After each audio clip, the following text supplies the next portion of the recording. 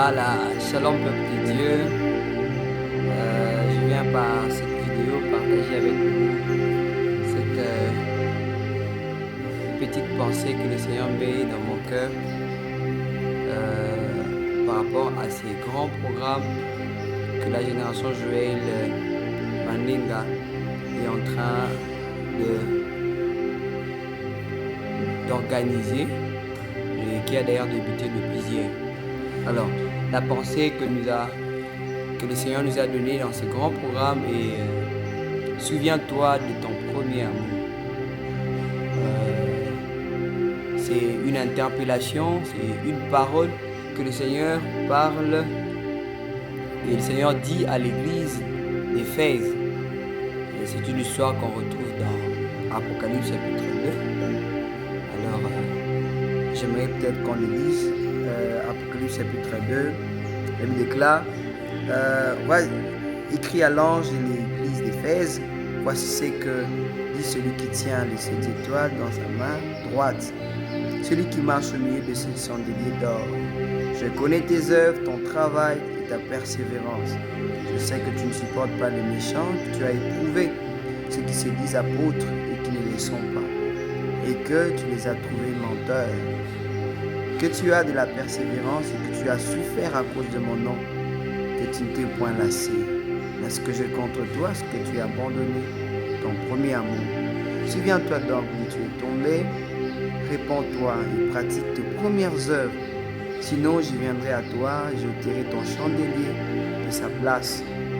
Et à moins que tu ne te répandes. Tu as pourtant ceci, c'est que tu hais les œuvres des Nicolaïtes, œuvres que je hais aussi. Que celui qui a des oreilles entende ce que l'Esprit dit aux églises. À celui qui vaincra, je donnerai à manger de l'arbre de vie qui est dans le paradis. Amen.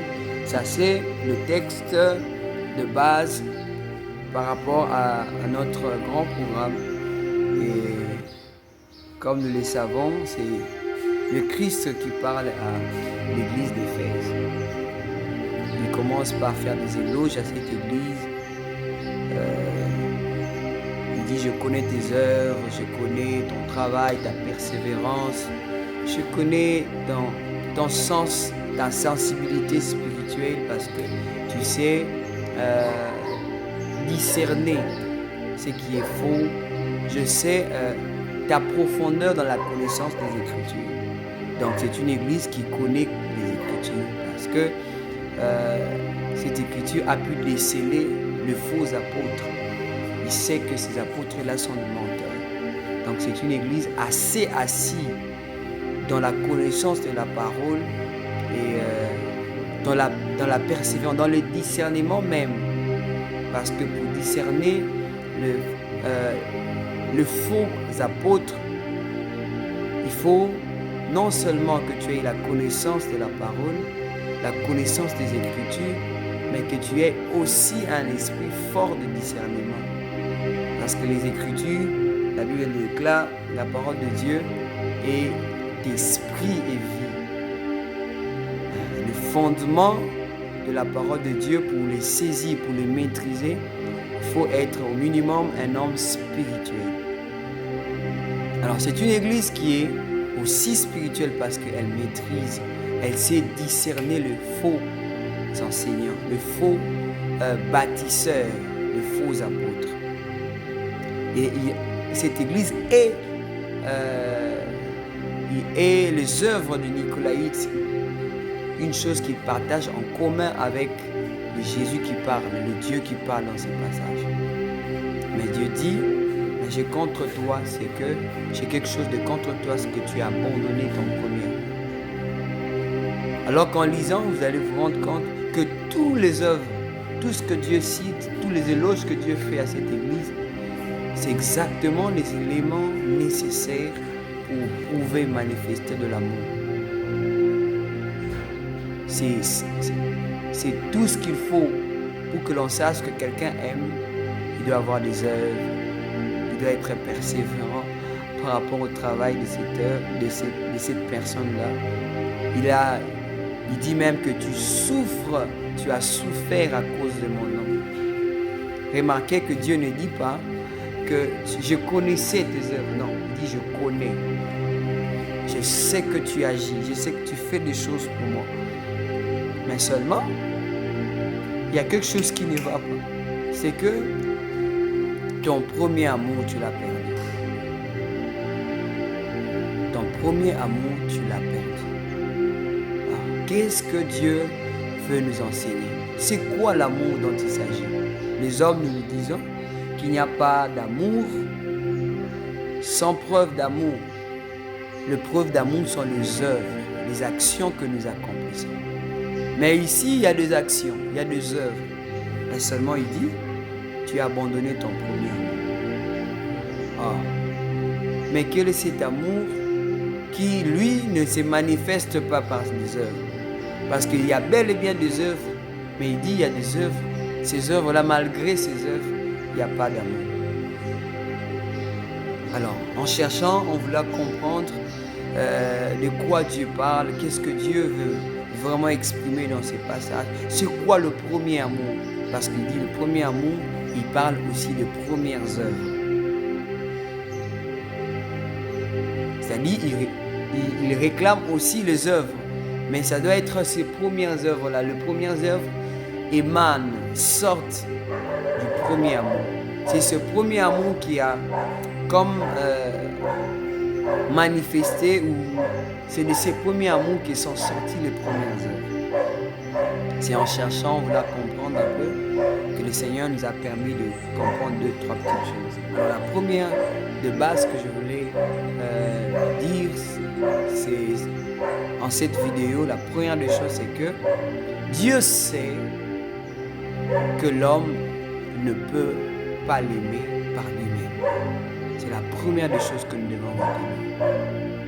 Que Dieu sait que l'homme ne peut pas l'aimer.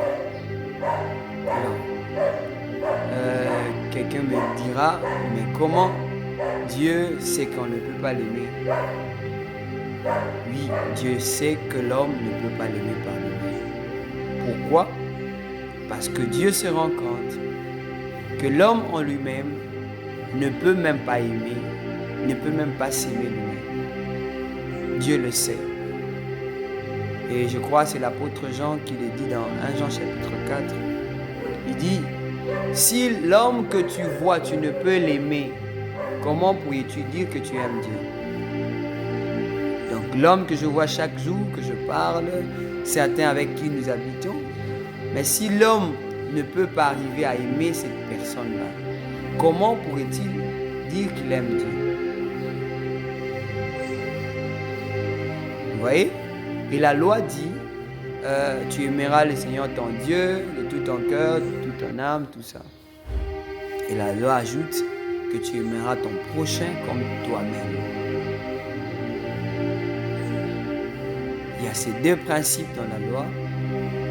Il faut aimer Dieu et puis aimer son prochain comme soi-même. Mais comment je vais aimer mon prochain comme moi-même si moi-même je ne m'aime pas? Alors si je n'arrive pas à aimer mon prochain parce que moi-même je ne m'aime pas, comment pourrais-je arriver à aimer Dieu? Il y a un peu ce problème que l'homme rencontre. Il peut pas arriver à aimer celui qu'il voit, celui qu'il rencontre tous les jours, chaque matin. Comment peut-il aimer l'invisible? L'homme peut avoir quelqu'un qui fait du bien pour lui, son père, sa mère, mais il arrive quand même à détester, à ne plus aimer ceux qui sont peut-être visiblement plus chers que lui, pour lui. L'homme arrive à détester sa propre femme. La femme arrive à détester son propre mari. Un parent qui arrive à détester son propre enfant. Il n'arrive pas à aimer. Avec ce que nous connaissons sur la sorcellerie, tu vois, un père, une maman qui est sorcière ou sorcier, qui combat la vie de ses propres enfants. Pour dire que l'homme n'arrive même pas à aimer les choses que lui-même il a générées.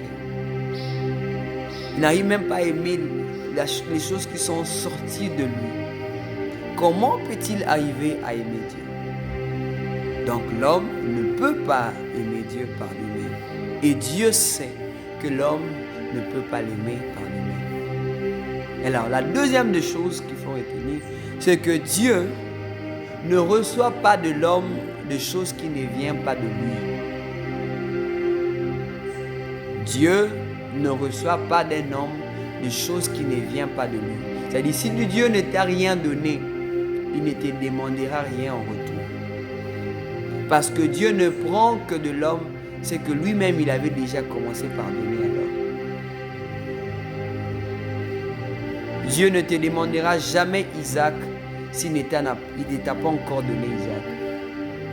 C'est alors que Dieu a donné Isaac à Abraham, il va dire, donne-moi ton fils, ton unique, tout ça, comme nous le savons. Et nous allons nous rendre compte plus tard, même quand Abraham va donner Isaac. Dieu lui-même qui avait demandé l'offrande vient encore donner à Abraham de quoi offrir. Parce que ce qu'Abraham a offert sur la montagne, ce n'était pas son animal à lui. C'est un animal qu'il a trouvé Dieu, que Dieu avait déjà disposé pour lui. Et c'est ce que nous allons vivre avec Christ. Christ est l'offrande que Dieu nous a donnée, nous les hommes. Parce que ce n'était pas à Dieu de s'offrir, c'était à l'homme d'offrir. C'était à l'homme d'apporter le sacrifice sur l'autel. Ce n'était pas à Dieu de le faire. C'est comme ça que de la même manière que Dieu avait donné l'offrande à Abraham, Dieu nous a donné aussi son fils. Mais ça n'est pas notre enseignement, mais aujourd'hui, on se focalise sur l'amour de Dieu.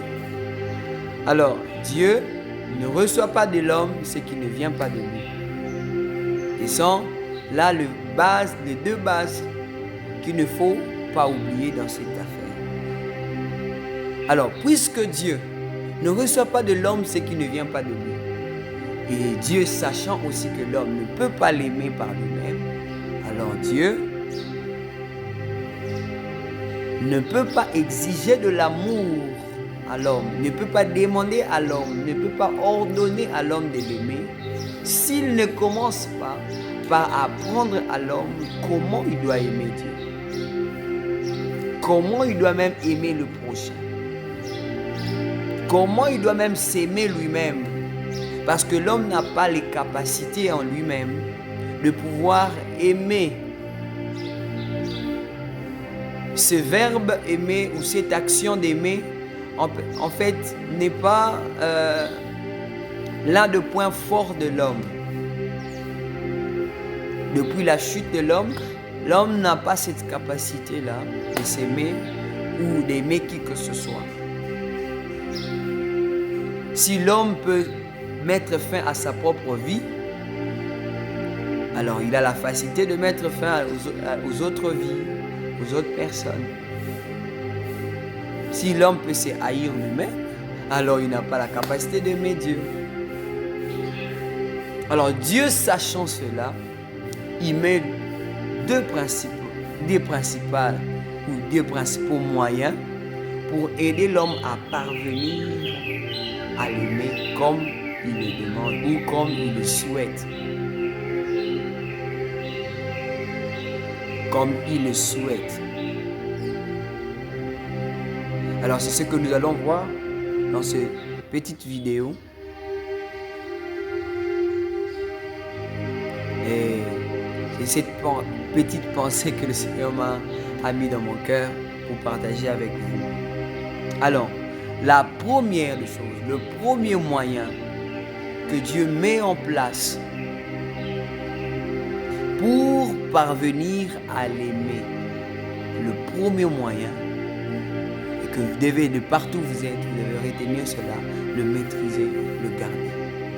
Le premier moyen que Dieu met en place pour parvenir à aimer, à l'aimer ou à aimer qui que ce soit, Dieu commence par être le modèle de l'amour pour l'homme. Dieu commence par aimer l'homme pour qu'il soit la voie. Pour montrer à l'homme, voyez comment on aime, regarde comme moi je aime. C'est comme ça qu'on aime.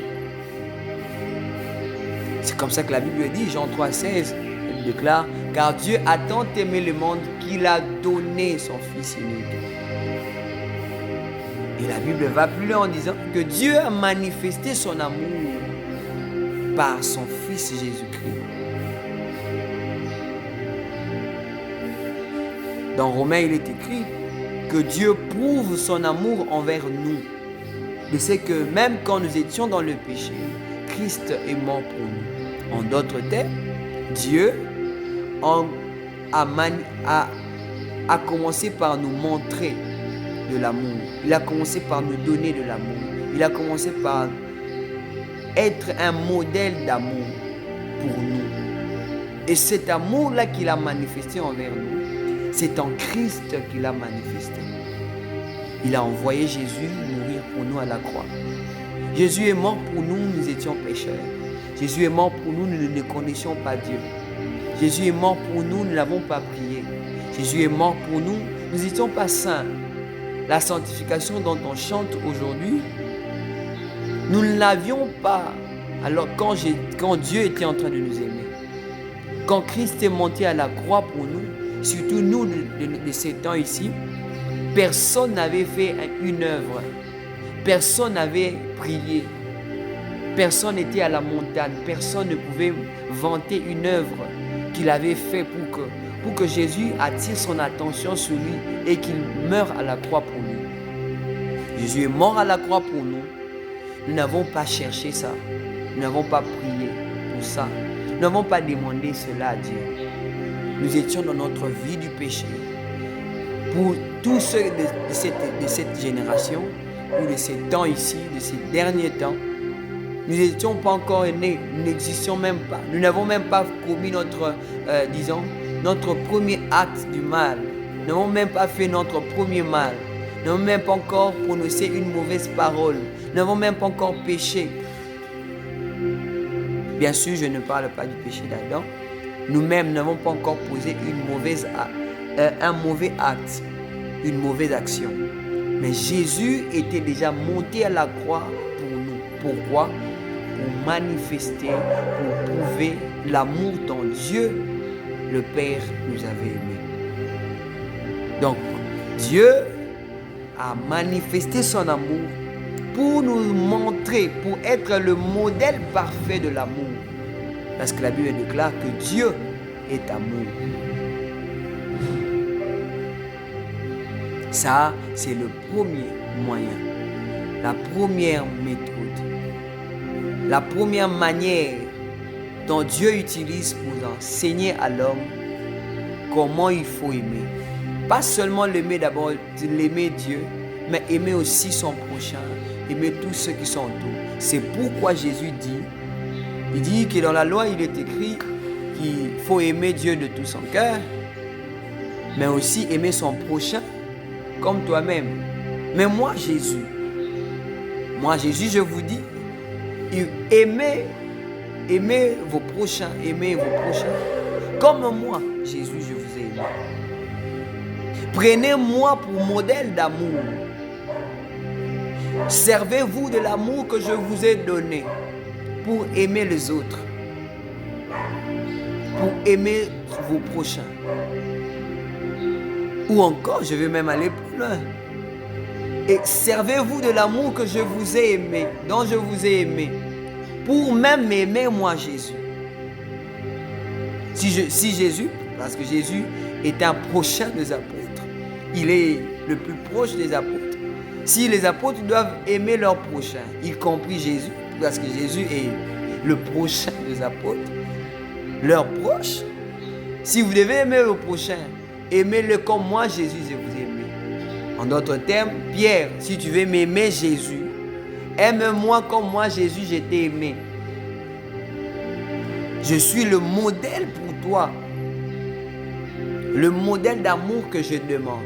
Le modèle d'amour que Dieu était en train de vous demander depuis l'ancienne alliance, c'est que vous puissiez le regarder comment lui vous a aimé, vous les hommes. Vous ne trouverez pas mieux ailleurs. Vous ne trouverez pas mieux par vos parents.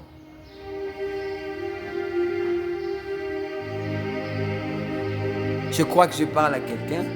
Alors, le premier moyen, c'est ça. Dieu manifeste son amour envers nous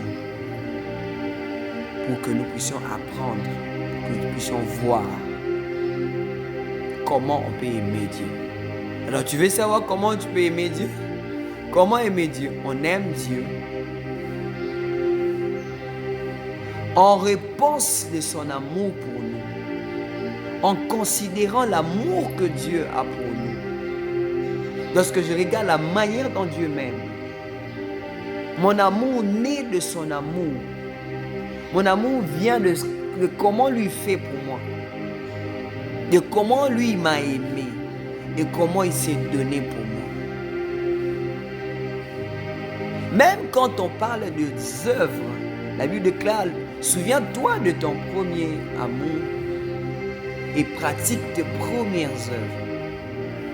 J'aimerais dire à quelqu'un, en matière de l'amour de Dieu, les premières œuvres dont il est question, il ne s'agit pas d'abord de nos œuvres à nous, même quand nous sommes venus à Christ, parce que nous sommes sauvés, non pas pour les œuvres que nous avons commises, que nous avons faites, mais nous avons été sauvés pour les œuvres que lui, il a fait pour nous. Les premières œuvres, c'est les œuvres que Christ a accomplies pour toi, pour moi. Les œuvres de l'amour de Dieu, c'est ça, les premières œuvres. C'est de cet amour, c'est de ces œuvres-là que nous donnons en retour à Dieu notre amour. Et cet amour en nous commence à produire des œuvres pour Christ. Tu commences à prier. Tu commences à aimer lire la Bible.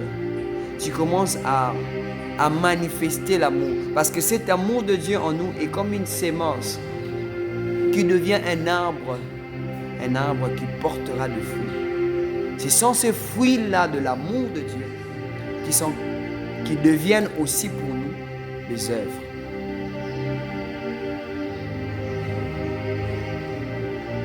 Alors, ces œuvres-là, ce ne sont pas les œuvres que tu as fabriquées par toi-même. Non. C'est le produit de l'amour de Dieu que tu avais reçu en toi. Alors, comment on reçoit l'amour de Dieu en nous? Comment l'amour de Dieu? Parce que, je vous ai dit, que Dieu ne reçoit pas ce qui ne vient pas de lui. C'est-à-dire, pour donner à Dieu l'amour, ça doit venir de lui. L'amour que tu donnes à Dieu doit sortir de lui. Et quand tu le lui présentes, il sait que cet amour-là vient de moi. Cet élément-là est sorti de moi. C'est comme ça qu'il commence par manifester en premier lieu de l'amour. Alors écoute, alors comment l'amour de Dieu vient en nous? Comment l'amour de Dieu, puisque nous devons l'aimer, et que puisque nous n'avons pas l'amour, ça veut dire qu'il doit nous donner son amour. Il a manifesté cela en Jésus-Christ. Vous voyez? Alors, lorsque tu viens en Christ, tu entends l'évangile de son amour, ou c'est comme la Bible parle de l'évangile du salut. Alors, c'est quoi l'évangile du salut? L'évangile du salut, c'est cette bonne nouvelle de l'amour de Dieu. C'est cette bonne nouvelle, on t'apprend qu'il y a quelqu'un qui est mort pour toi, qu'il y a quelqu'un qui t'a tellement aimé. Il t'a aimé alors que tu ne le connais même pas, alors que tu étais encore dans la brousse, alors que tu étais encore dans les ténèbres. Cet homme-là t'a aimé et il s'est donné pour toi, afin que tu sois libre, tu sois sauvé. C'est ça l'évangile. C'est ça, cette bonne nouvelle de l'amour de Dieu. Or, l'évangile, c'est ça. C'est le message de l'amour de Dieu qui vient vers nous. Et ce message, lorsqu'il arrive vers nous, la Bible déclare, après avoir entendu l'évangile du salut, en lui vous avez cru. C'est-à-dire cet évangile de l'amour, lorsqu'elle vient vers nous, elle produit en nous quelque chose de la foi. C'est cette foi qui nous emmène à s'attacher à celui qui nous a aimés. Or, l'attachement, c'est ça même de l'amour qui s'est développé en nous. Oh, l'attachement à Dieu, cette foi en nous. Lorsque j'entends l'évangile, je dis, ça c'est la vérité. Je m'attache à cette personne qui m'a aimé. En d'autres termes, je m'affectionne à cette personne qui m'a aimé. D'autres termes, j'aime cette personne. Je suis cette personne qui m'a aimé. Or, tu ne peux pas suivre si tu n'aimes pas. L'attachement, c'est de l'amour. C'est-à-dire l'amour que j'ai entendu de lui a développé en moi de l'attachement, a développé en moi de l'amour. Il y a eu une portion de l'amour qui a quitté ce que j'ai entendu, qui est venu se poser en moi. Lorsque nous croyons, on écoute l'évangile et que nous croyons, il y a quelque chose qui se passe en nous. C'est là, c'est ce que j'aime. C'est la deuxième des choses que je nous propose. Romains chapitre 5. Chapitre 5, le verset 5. La Bible déclare, « Or, l'espérance ne trompe point, parce que l'amour de Dieu est répandu dans nos cœurs par le Saint-Esprit qui nous a été donné. » Oh. Or, l'espérance ne trompe point, parce que l'amour de Dieu est répandu dans nos cœurs par le Saint-Esprit qui nous a été donné. Ah, qu'est-ce que c'est spécial. Lorsque nous écoutons l'évangile, après avoir cru à l'évangile, là je suis dans Éphésiens, l'évangile du salut, en lui nous avons cru, et la Bible continue dit, nous avons été scellés du Saint-Esprit. Ah, oh, la Bible ici précise que c'est Saint-Esprit qui nous a été donné. Lorsqu'il arrive en nous, il y a une action, il y a quelque chose qui s'est fait. C'est que l'amour de Dieu se répand en nous. Oh, oh. C'est-à-dire, lorsque tu entends l'évangile de Christ, la parole du salut, le message de l'amour de Dieu, ces messages, lorsque tu le reçois, l'Esprit de Dieu vient vers toi. Et cet esprit qui vient en toi, c'est cet esprit qui crée de l'amour, qui remplit ta vie, qui remplit ton cœur de l'amour de Dieu, qui remplit ton cœur de la substance qu'il te faut pour arriver à aimer Dieu. C'est-à-dire Dieu, au-delà de te manifester son amour par tout ce qu'il a accompli, Dieu prend la substance de son amour là. Il vient les planter dans notre cœur par le Saint-Esprit. C'est-à-dire, ce qui te capacite à aimer Dieu, ce qui te donne les moyens pour arriver à aimer Dieu. C'est l'Esprit de Dieu qui vient en toi. Parce que quand il vient en toi, il vient avec cette portion de l'amour. Alors quand Dieu dit, souviens-toi de ton premier amour, qu'est-ce qu'il veut simplement dire? Il veut simplement dire, souviens-toi, rappelle-toi du départ. L'amour que tu as eu au départ pour moi, n'est-ce pas cela te venait de l'esprit? En d'autres termes, lorsque Dieu te rappelle, te demande de te souvenir de ton premier amour, il veut tout simplement te dire, souviens-toi de l'esprit. Souviens-toi de ta relation avec l'esprit. J'ai mis en toi le Saint-Esprit pour que tu m'aimes. J'ai mis en toi mon esprit pour que tu fasses des choses comme je le souhaite. J'ai mis en toi mon esprit. La portion de mon amour a déjà été répandue en toi. Souviens-toi de l'amour que j'ai sémé, que j'ai répandu en toi par le Saint-Esprit. Ça veut dire que tu commences à mettre de côté la personne de l'esprit. Ça veut dire que tu commences à mettre de côté la flamme de l'esprit en toi commence à s'éteindre. Tu as gardé les œuvres, le matériel, mais tu as oublié l'esprit. Tu as gardé en toi les œuvres,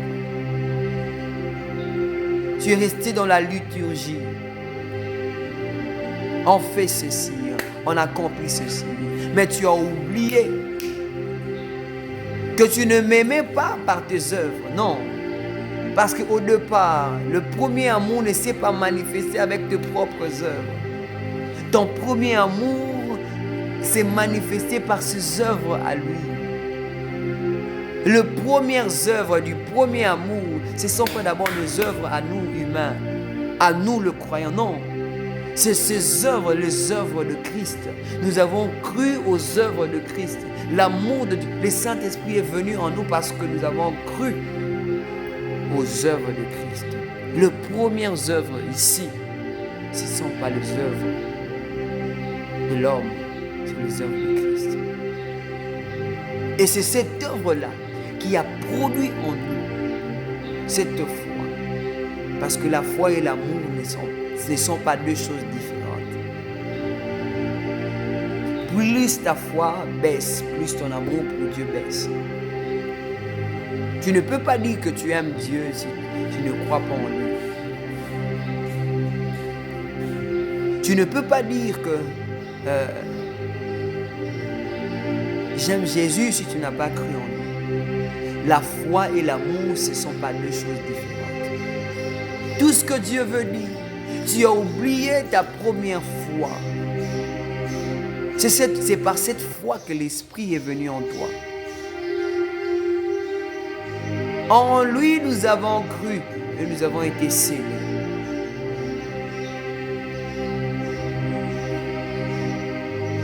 Nous avons la certitude. Nous avons le brevet que désormais nous pouvons aimer Dieu. Le Saint-Esprit est comme ces certificats qu'on donne aux croyants pour dire que toi tu es éligible.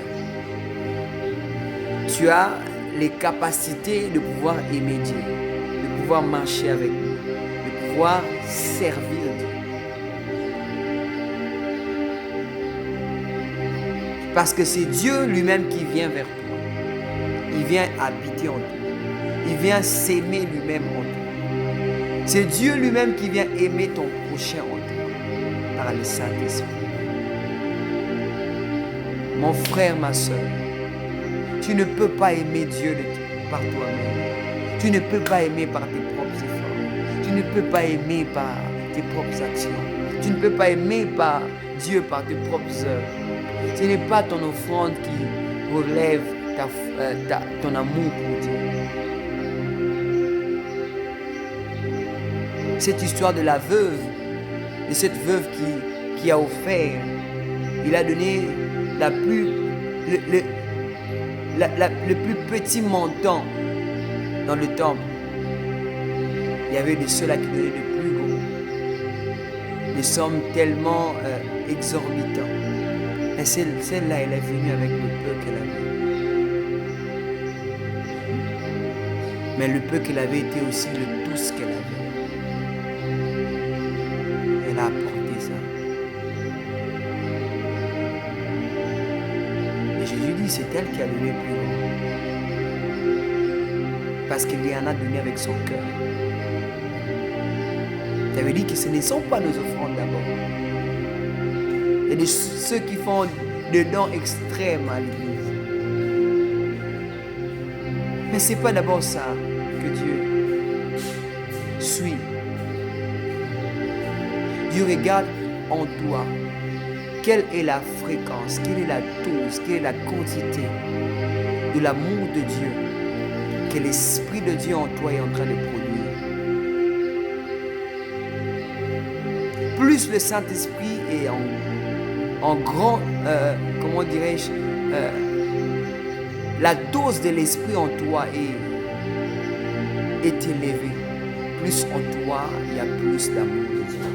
Il y a plus d'amour pour Dieu et pour tous les prochains. Tu n'arriveras pas à aimer Dieu par toi-même. Tu ne sauras pas. Parce que aimer Dieu implique aussi que tu fasses tout ce qu'il te demande de faire. Alors l'homme ne peut pas faire tout ce que Dieu lui demande de faire. Si ce n'est par la grâce de Dieu, si ce n'est Dieu lui-même qui te tient par la main pour t'aider à accomplir ce qu'il t'a dit. Avec la loi, personne n'a pu accomplir la loi.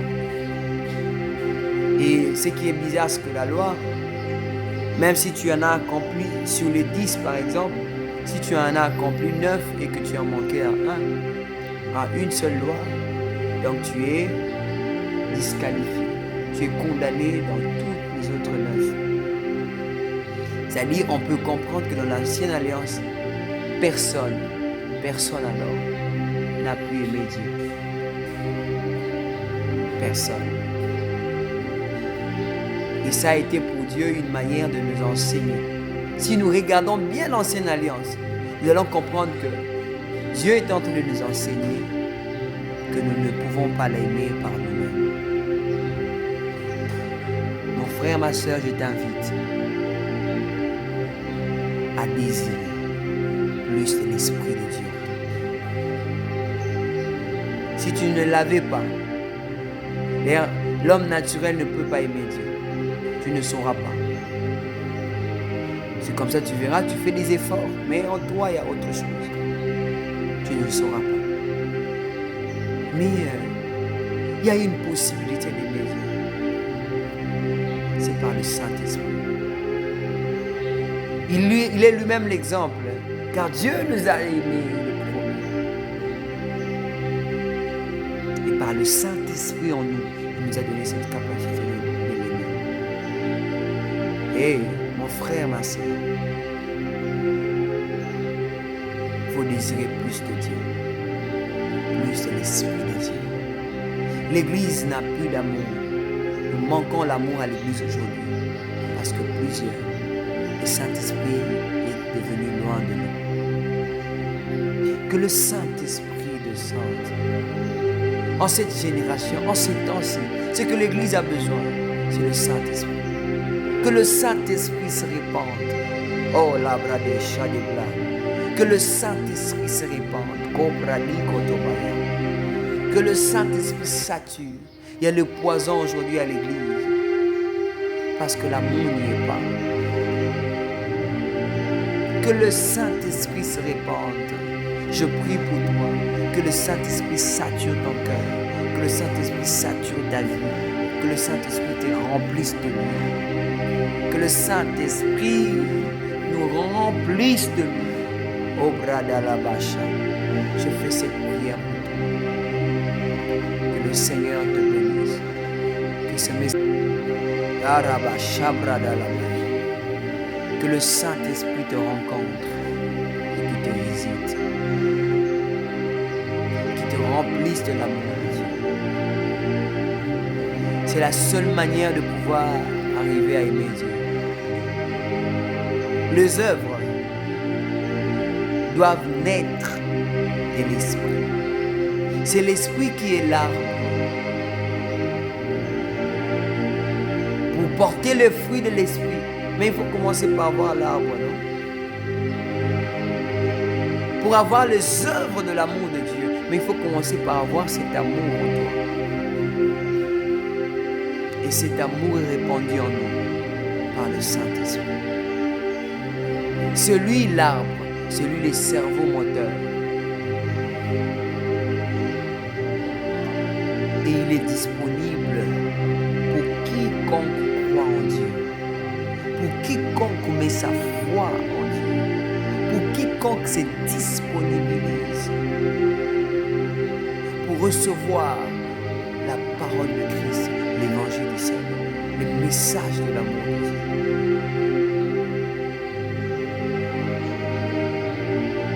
L'Église, Église, Église. Ce n'est pas tes œuvres qui comptent. Ce n'est pas tes œuvres qui comptent.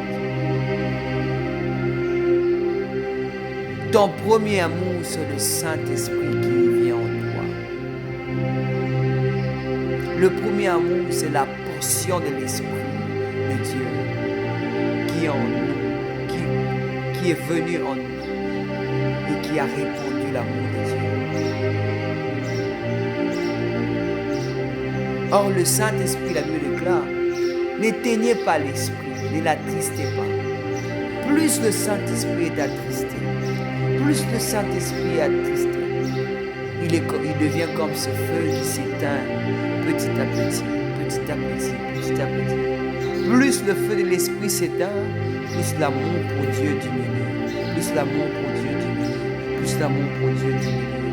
Plus la dose du Saint-Esprit en toi diminue, plus l'amour diminue. Parce que c'est lui le premier amour. C'est lui le premier amour. C'est lui le premier amour. Le Saint-Esprit en nous, le Saint-Esprit en le croyant. C'est lui le premier amour. Plus il diminue en nous, plus l'amour diminue. Plus l'amour diminue.